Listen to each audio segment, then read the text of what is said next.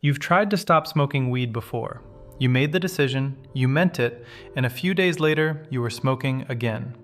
Here's what most people get wrong about that. They think they failed because they didn't want it badly enough. That's not what happened.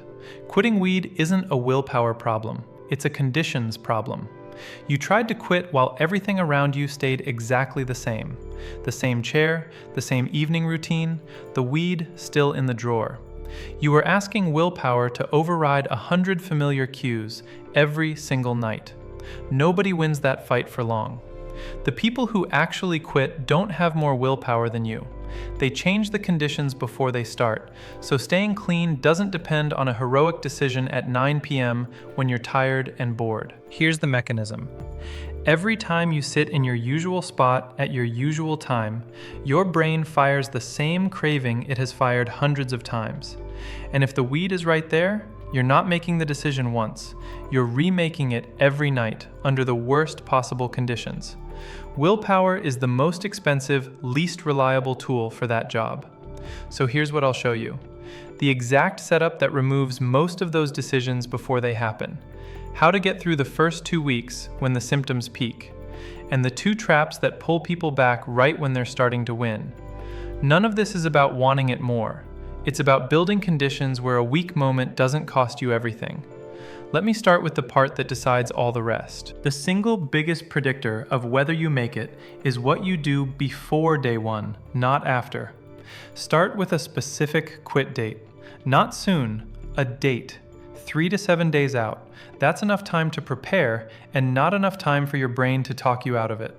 Write it down and tell one person, because a commitment that lives only in your head is the easiest kind to break. Then, before that date arrives, remove all access. Use what you have, give it away, or throw it out. Not on day 1, before it. Keeping weed in the house during the first week is choosing to make the decision again every night when you're at your weakest. Make it once, in advance, while it's still easy. Next, change your physical space.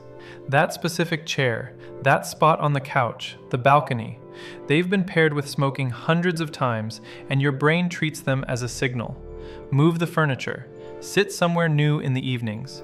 It sounds trivial, and it interrupts the automatic cue more than you'd expect. Then, plan what fills the slot. The evening window where you used to smoke will still be there. If you leave it empty, the old habit fills it by default. Decide in advance what goes there. A walk, a workout, a call, a game. The activity matters less than the choice already being made. And that one person you told, ask them to actually check in.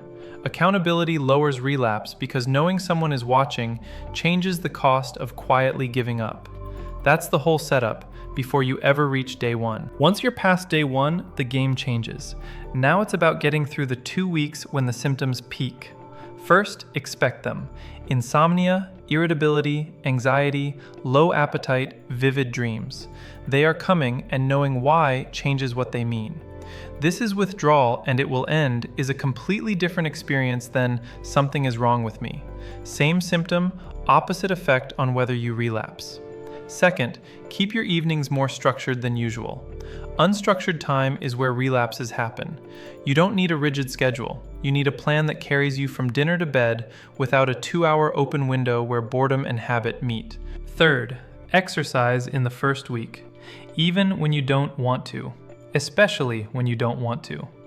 Cardio triggers endorphin and dopamine release, the exact systems running at a deficit during withdrawal. A 20-minute run lowers your anxiety, improves your sleep that night, and lifts the mood of the next few hours.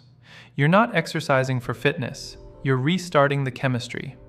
Fourth, avoid alcohol for the first 2 weeks. Alcohol lowers your inhibitions, including the ones stopping you from smoking. It is one of the most common ways people relapse in the first month. This isn't forever. It's a 2-week rule while the acute phase passes. And if sleep and anxiety are the worst of it, 2 supplements have real evidence behind them. Magnesium glycinate at night and silexin from lavender for anxiety. They don't remove withdrawal. They take the edge off the 2 symptoms most likely to break your first week. But there's a moment that ends more quit attempts than any symptom. That moment is a single thought. Just one, I'll start fresh tomorrow. For a long-term daily user, just one is a myth. One leads to two, and you're back to daily within days. That's not weakness, it's the predictable behavior of a reward system that's still primed. The only defense is to decide your answer now, before the thought shows up. Something like, one always becomes daily for me, no exceptions. You can't negotiate well in the moment the craving is loudest, so don't negotiate. Use the answer you already wrote down. The second trap is quieter, and it hits in week 2 and 3. Your mood goes flat, your motivation drops, and a voice starts saying, it wasn't really that bad, maybe light use was fine. This is the trap that feels like clarity, but isn't. Here's the mechanism.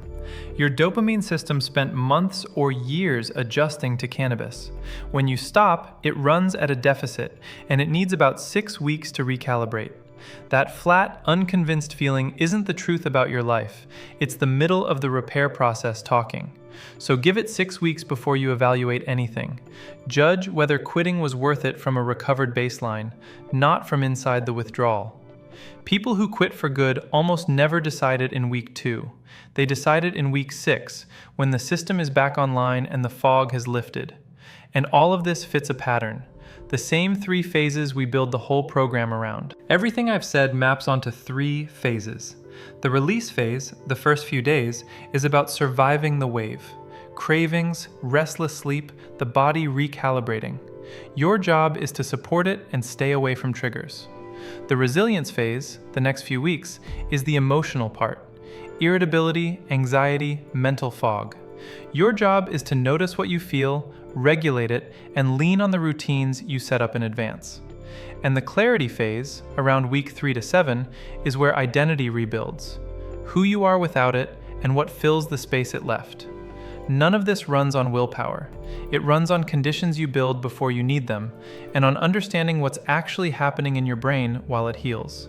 So set the date, clear the house, change the room, plan your evenings, tell one person, get through 2 weeks, then give it 6. If you want the full structure, the day-by-day plan for all 3 phases, that's the Release, Resilience, and Clarity program at quit-smoking-weed.com. The link is in the description. And if this helped, send it to someone who keeps saying they'll quit and hasn't found the way that actually works yet.